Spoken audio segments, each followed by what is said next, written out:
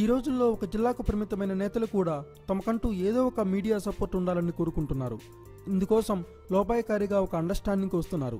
Media support లేకుండా ఏ రాజకీయ party, ఏ పెద్ద నాయకుడు మనలేడన్నది కాదనలేని సత్యం. ఈ నేపథ్యంలో జనసేన అధినేత పవన్ కళ్యాణ్ సైతం ఒక మీడియా అండ తెచ్చుకున్నాడన్న టాక్ వినిపిస్తోంది. ఇటీవలి పరిణామాలు చూస్తే ఆ సంగతి స్పష్టమైపోతోంది.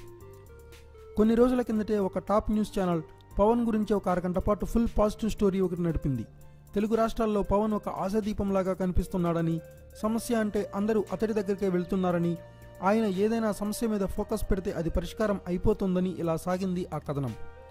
పవన్ తన వంతుగా ఏదో ప్రయత్నం చేస్తున్న మాట వాస్తవమే, కానీ అతన్ని మరీ ఆ రేంజ్లో ఆ ఛానల్ పొగిడేయడం మాత్రం చాలామందిని ఆశ్చర్యపరిచింది. ఇందులో ఏదో అజెండా ఉన్నట్లుగా భావించారు విశ్లేషకులు.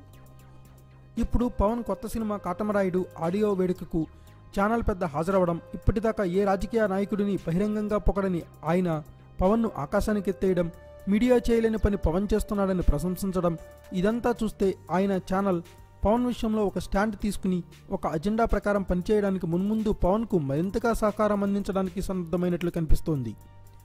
మొత్తానికి పవన్ ఓ పెద్ద ఛానల్ అండా సంపాదించడం అతడికి కలిసొచ్చే విషయమే అని రాజకీయ విశ్లేషకులు అభిప్రాయపడుతున్నారు.